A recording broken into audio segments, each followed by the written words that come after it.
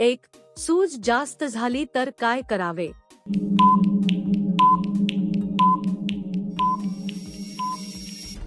सूज जास्त झाल्यास दुर्लक्ष करू नये. घरगुती उपाय करूनही फरक न पडल्यास डॉक्टरांचा सल्ला घ्यावा. सूज ही आतल्या आजाराचे लक्षण असू शकते. वेळीच तपासणी केल्यास योग्य उपचार होतात. 2. कोणत्या महिला जास्त रागावतात?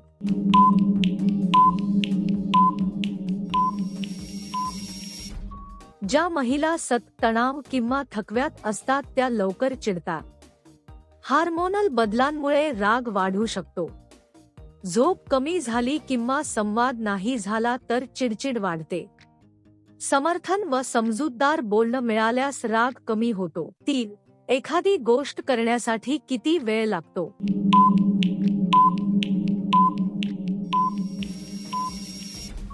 वेळ ही कामाच्या प्रकारावर अवलंबून असतो. काही गोष्टी सेकंदात होतात तर काहींना मिनिटे लागतात. अनुभव आणि तयारी असेल तर वेळ कमी लागतो. घाई न करता योग्य पद्धतीने करणे महत्त्वाचे आहे. 4. बाईला उचलून घेतल्यावर काय होतं?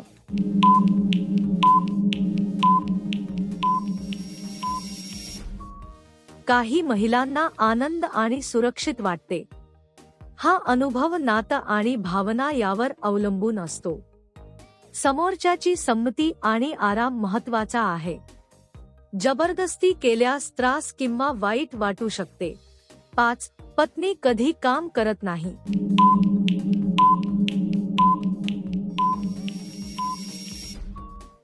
जेव्हा पत्नी शारीरिक किंवा मानसिक थकलेली असते. कधी कधी तिची मनस्थिती ठीक नसते. आरोग्य आणि भावना याचा मोठा परिणाम होतो. अशावेळी समजून घेणे गरजेचे असते. 6. हॉस्टेलमधील मुलीचे अंग जास्त फुगलेले का असतात?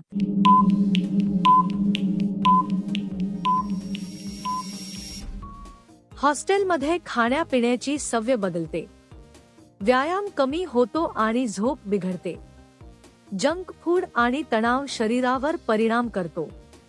म्हणून सूज वजन वाढलेले दिसू शकते. 7.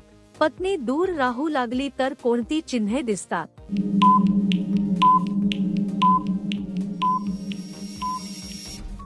संवाद कमी होऊ लागतो. भावनिक जवळीक कमी झाल्यासारखी वाटते. छोट्या गोष्टींवर दुर्लक्ष दिसते. हळूहळू नात्यात अंतर वाढल्याची जाणीव होते. 8. कशाव्यात मुलींच्या शरीरात कोणते बदल दिसतात?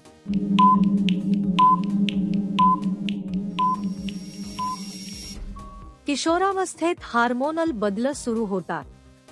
उंची, वजन आणि शरीररचनेत बदल दिसतात. ही नैसर्गिक जैविक प्रक्रिया आहे.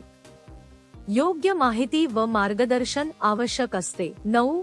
चालताना शरीरातील तोल, बॅलन्स का बिघडतो?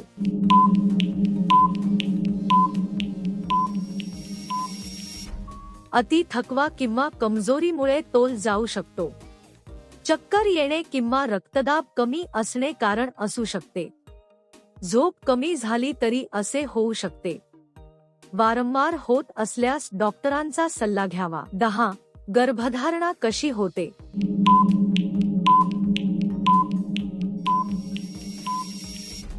गर्भधारणा ही नैसर्गिक जैविक प्रक्रिया आहे. शारीरिक जवळीक झाल्यावर शुक्राणू आणि अंडाणू एकत्र येतात. योग्य काळात ही प्रक्रिया होते. आरोग्याची माहिती आणि काळजी महत्त्वाची असते. 11. मुलींना काही पदार्थ खायची सवय जास्त का असते?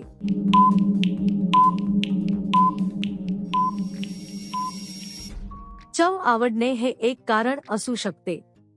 हार्मोनल बदलांमुळे भूक वाढू शकते. सवय आणि मानसिक स्थिती ही कारणीभूत असते. संतुलित आहार घेणे महत्त्वाचे आहे. 12. नात्यात सुरक्षितता आणि आदर कसा ठेवावा?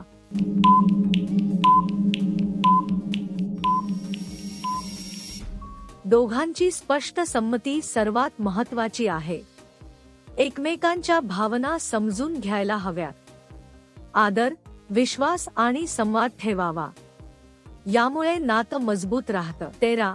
बायका अंधारातच का पसंत करतात?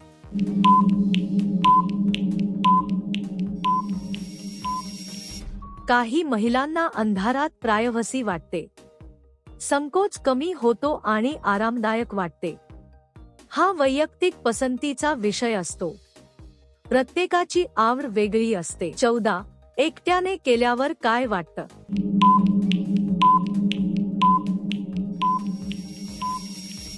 काही लोकांना समाधानाची भावना येते. मन शांत झाल्यासारखं वाटू शकतं. हा वैयक्तिक अनुभव असतो.